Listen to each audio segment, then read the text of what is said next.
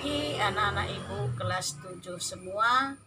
Selamat berjumpa lagi dengan Ibu, yaitu MPLS, yaitu masa pengenalan lingkungan sekolah. Sebelum Ibu mulai materi kita ini, maka Ibu perkenalkan dulu diri Ibu, yaitu Ibu singkatan nama Ibu yaitu Ibu T. Guru Singa. Jangan dilihat singanya ya. Kemudian Ibu mengajarkan bidang studi matematika, yaitu di kelas 7 sampai kelas 9. Tetapi untuk sekali ini pada MPLS ini Ibu memberikan materi, yaitu materi kita adalah cara belajar efektif.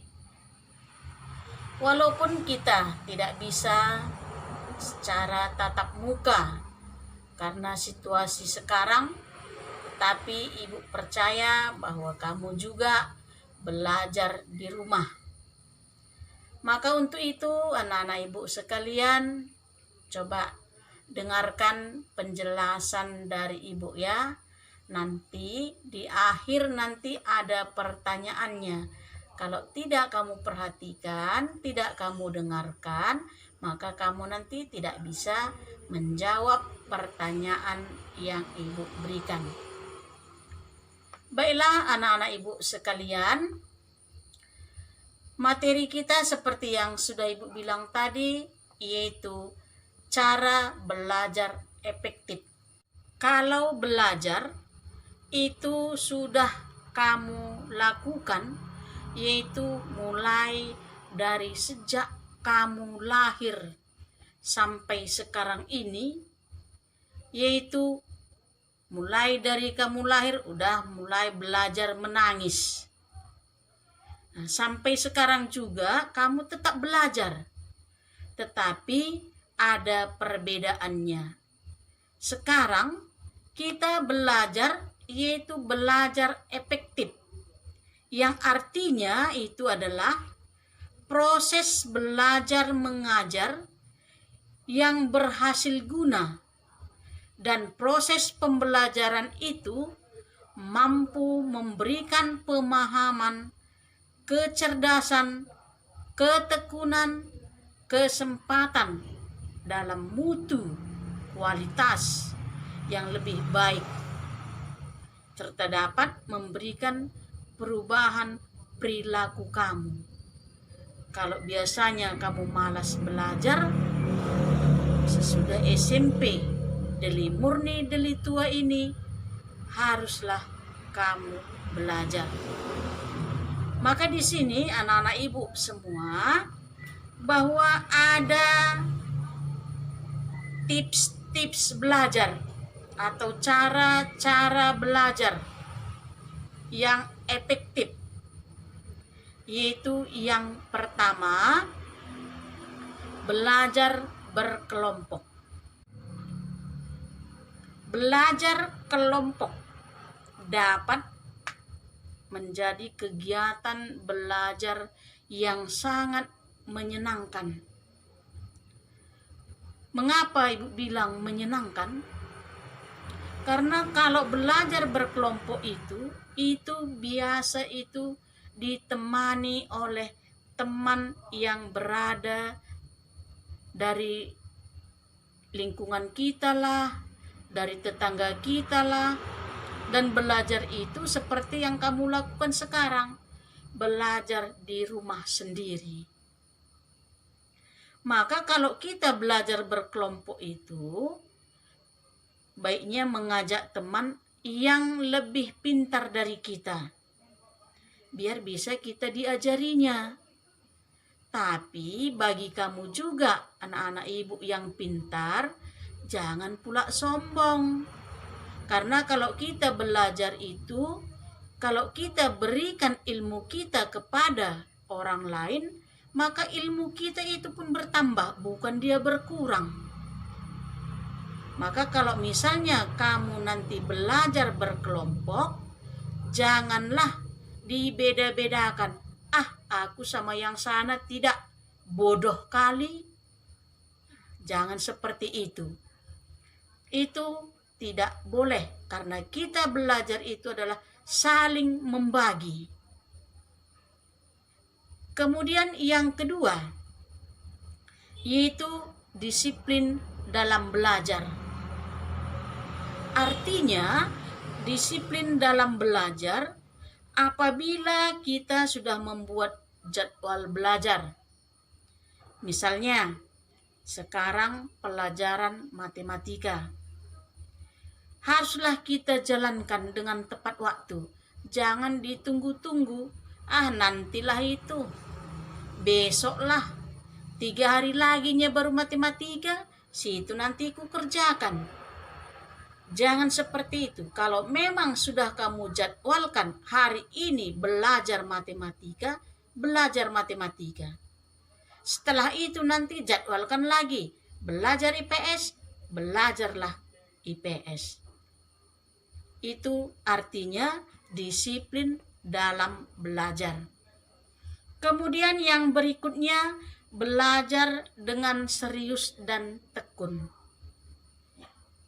Kalau asal-asalan sajanya kamu belajar, nakku, nggak mungkin bisa dapat.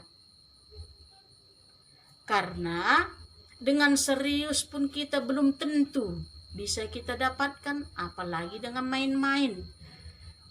Catatlah apa yang dijelaskan guru.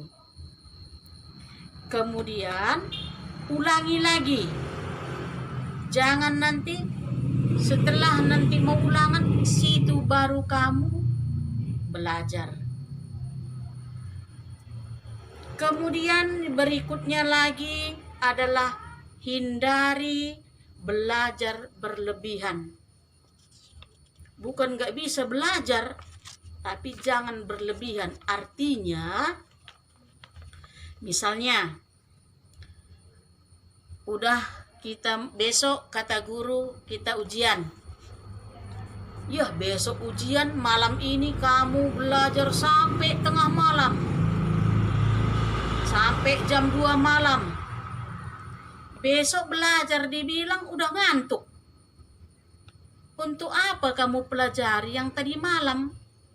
Itulah artinya yang berlebihan. Itu makanya begitu guru itu selesai menerangkan, kamu catat, pelajari lagi kembali. Diulang-ulanglah pelajaran tersebut. Jangan pula nanti berlebihan seperti yang sudah Ibu bilang tadi. Kemudian berikutnya lagi yaitu mendengarkan penjelasan guru dengan baik. Kalau guru menerangkan, didengarkan. Kemudian mana yang tidak kamu ketahui, ditanyakan. Jangan kamu malu untuk bertanya. Jangan pula nanti nggak tahu aku, nanti malu aku diejeki kawanku. Jangan seperti itu. Kalau bertanya itu wajib. Karena siapa yang bertanya pasti dia itu nanti dapat hasilnya itu. Kalau diam saja, itu tidak tahu apapun. Maka untuk anak-anak Ibu semua, seperti yang sudah Ibu jelaskan tadi, bertanyalah.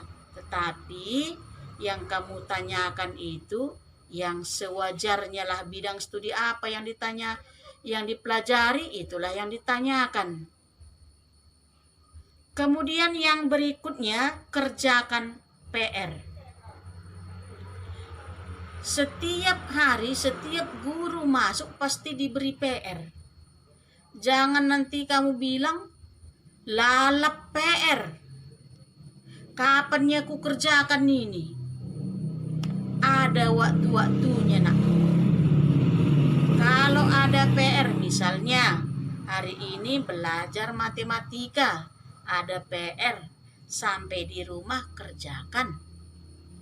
Kemudian lagi, karena satu hari itu bukan hanya 1 jam pelajaran, ada 3 atau ada 4 jam pelajaran. Langsung dikerjakan, diulang lagi kembali di rumah. Apalagi sekarang ini, ada PR, kamu jam 12 sudah selesai belajar. Nanti istirahat. Setelah selesai istirahat, ulangi lagi apa yang diberikan oleh Bapak Ibu guru. Kemudian ada PR-nya, kerjakan. Kalau memang kita kerjakan, itu nggak akan mungkin itu buru-buru. Kemudian yang berikutnya, selalu mengulang pelajaran yang sudah diajarkan. Kalau sudah diberi pelajaran, diulang lagi. Oh, di sini tadi aku belum mengerti. Coba. Karena apalagi sekarang kamu sudah memakai HP satu orang satu. Udah bisa kamu lihat di situ apa yang diperlukan. Maka untuk anak-anak ibu semua, ulangi lagi lah pelajaran tersebut. Jangan bosan-bosan. Karena namanya pun pelajar, harus belajar. Kemudian yang berikutnya, cukup istirahat, makan, dan bermain. Jangan bermainnya ini yang kamu ingat ya.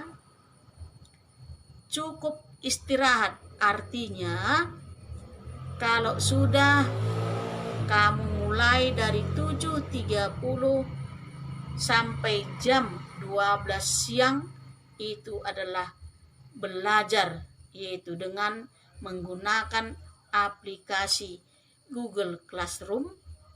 Setelah itu istirahat. Kemudian diulang-ulang lagi pelajaran tersebut. Baru bermain, ada dibuat waktunya. Kemudian kalau memang udah waktunya makan, jangan kamu tidak makan.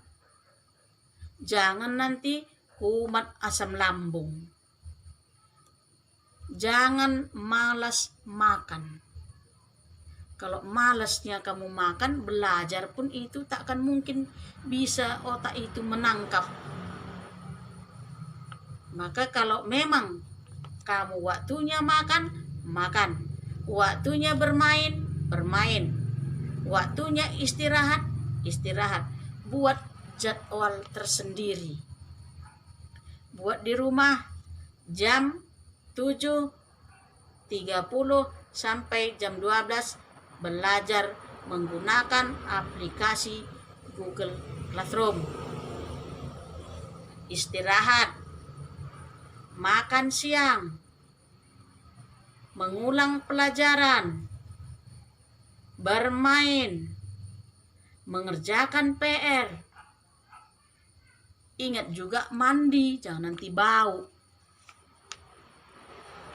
Kemudian untuk yang berikutnya, banyak berlatih pelajaran yang kurang disukai.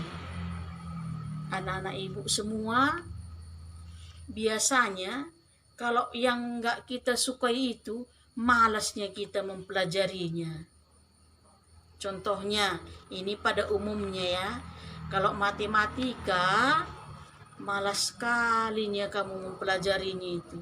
Iya, matematikanya malas aku, payah kali pun. Yang susah itulah yang dulu kamu pelajari. Senangi dulu.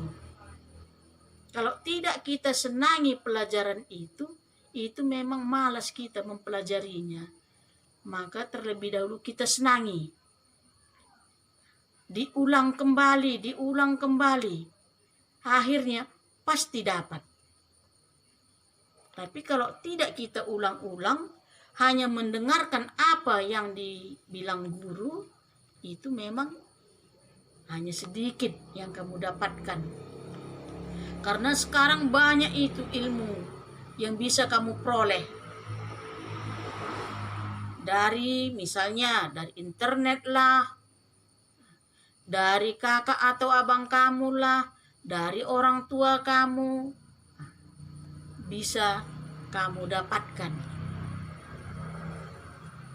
Kemudian yang berikutnya yaitu ikutilah kegiatan ekstrakurikuler yang kamu senangi.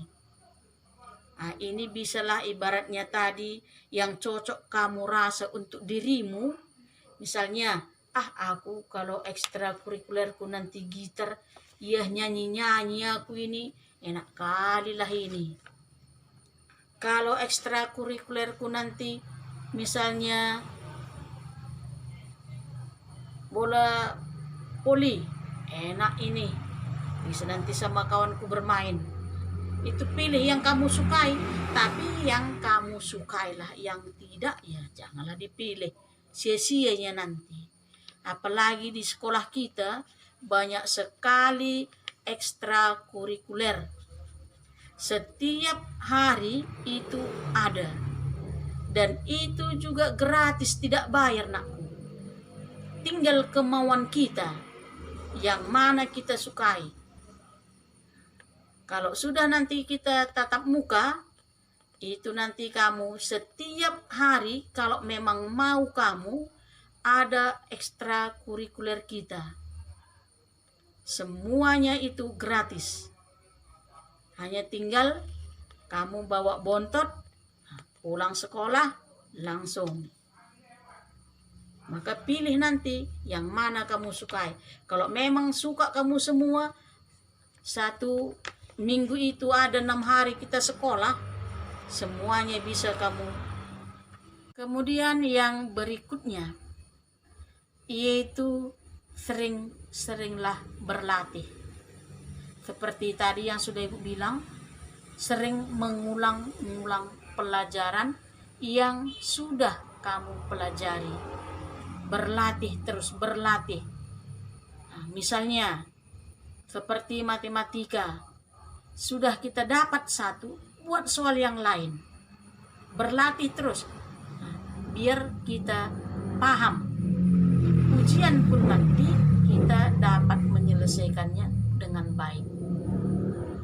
Berikutnya yaitu menggunakan media dan sumber-sumber yang relevan. Kalau misalnya ada buku paket kita, jangan itu saja yang kita patokkan untuk belajar. Untuk itulah coba kamu mencari-cari hal yang berkaitan dengan pelajaran yang menggunakan sumber dari misalnya entah dari internet, entah dari buku penerbit yang lain. Jangan hanya satu sumber buku saja. Kemudian yang terakhir nakku yaitu mohon bimbingannya. Artinya di sini kita bermohon kepada Tuhan agar apapun yang kita kerjakan, apapun yang kita pelajari, maka Tuhanlah yang memberikan, yang dapat membuat pikiran kita itu menjadi lebih tenang. Itu maka kita jangan lupa berdoa. Mau belajar, berdoa. Selesai kita belajar, berdoa. Agar apa yang sudah kita pelajari, Tuhan tetap menyertai kita. Anak-anak ibu sekalian, ini adalah cara belajar yang efektif. Berikut adalah contoh-contoh belajar efektif dan contoh belajar yang bukan efektif. Kamu perhatikan nanti videonya. kegiatan harian. Hal pertama yang bisa kita lakukan adalah mulai membuat jadwal kegiatan harian. Susunlah kegiatan yang ingin kita lakukan di esok hari, mulai dari bangun tidur, belajar, bermain, hingga tidur kembali. Tentukan juga lama waktu kita menjalankan kegiatan itu. Misalnya, waktu bermain 30 menit dilanjutkan dengan belajar 60 menit. Tujuannya agar waktu kita bisa terbagi secara efektif. Kita jadi nggak keasikan main HP, terus bukannya belajar malah ketiduran. Pastikan juga kita bisa menyelesaikan semua jadwal yang kita buat. Setelah semua kegiatan pada jadwal sudah terselesaikan dengan baik, jangan lupa untuk buat jadwal kegiatan yang baru. Dengan membuat jadwal kegiatan harian, kita akan menjadi lebih produktif dan juga disiplin. Tips yang kedua, ciptakan area belajar yang nyaman. Area belajar yang nyaman merupakan salah satu kunci sukses dalam belajar. Kita bisa mencari atau membuat lingkungan belajar yang nyaman. Biasanya tempat-tempat yang jauh dari suara bising atau hal yang dapat mengganggu konsentrasi kita dalam belajar. Tapi jangan belajar di kasur juga, karena nanti bukannya belajar malah tiduran, terus ketiduran. Posisi belajar juga harus diperhatikan. Paling tidak, pilih tempat dengan pencahayaan yang bagus agar membantumu lebih fokus. Tips yang ketiga, buatlah catatan materi yang dipelajari. Materi yang kita pelajari akan lebih mudah terserap oleh otak jika kita mencatatnya, dibandingkan jika hanya membaca atau mendengarkan saja. Kita juga bisa memberi warna atau highlight untuk bagian yang penting dari catatan kita. Apalagi kalau kita lagi belajar pelajaran yang banyak rumus hitungannya. Menghafal rumusnya saja nggak akan cukup membuat kita mengerti dan sukses di ujian tanpa banyak berlatih soal. Tips yang keempat, berhenti dari aktivitas media sosial selama belajar. Belajar online mengharuskan kita belajar lewat handphone atau laptop. Jangan sampai kita jadi salah fokus. Bukannya serius belajar, malah dikit-dikit kita cek WhatsApp, Instagram, dan berbagai notifikasi yang muncul di layar HP kita. Akhirnya malah gak jadi belajar. Berhenti sejenak dari aktivitas media sosial yang kita punya selama waktu belajar, agar kita juga jadi lebih produktif. Kalau waktu belajar sudah selesai, baru kita bebas menggunakan handphone kembali. Tapi tetap harus ada batasannya juga.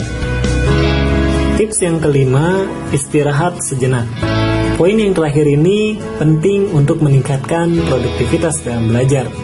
Saat kita sudah mulai jenuh membaca buku beberapa halaman atau pusing gak nemu jawaban dari soal latihan, kita bisa rehat sejenak. Misalnya kita keluar rumah untuk menghirup udara segar, membuat teh atau susu, atau bahkan melakukan stretching. Istirahat sejenak dari buku atau laptop juga penting untuk kesehatan. Maka, untuk tugas kamu dalam MPLS ini ada 2. Ini nanti kamu kerjakan, kemudian kamu tuliskan di kertas double folio. Nanti kalau ada nanti pengumpulan lembar jawaban ke sekolah, kamu bawalah itu ke sekolah. Di situ nanti kamu antarkan ke sekolah. Ada nanti waktunya yang diumumkan, yaitu di grup kelas kalian. Maka untuk anak-anak ibu, coba dituliskan tugas-tugas yang akan ibu berikan kepada kalian. Ambil pulpennya, ambil kertasnya, agar bisa kamu tulis. Sudah? Nomor 1. Bagaimana cara belajar kamu sewaktu kamu masih SD? Ibu ulangi, bagaimana cara belajar kamu sewaktu kamu masih SD? Yang kedua, setelah kamu mendengarkan materi yang Ibu sampaikan tadi, yaitu cara belajar efektif tadi. Cara belajar efektif yang manakah yang akan kamu lakukan? Setelah kamu mendengarkan apa yang Ibu sampaikan tadi, cara belajar efektif yang manakah yang akan kamu lakukan? Itulah tugas yang Ibu berikan, hanya 2. Maka untuk itu anak-anak Ibu sekalian, maka pada hari ini berakhirlah untuk PMPLS kita di sekolah SMP RK Deli Murni Deli Tua. Terima kasih dan dikerjakan tugasnya ya anakku. Selamat siang.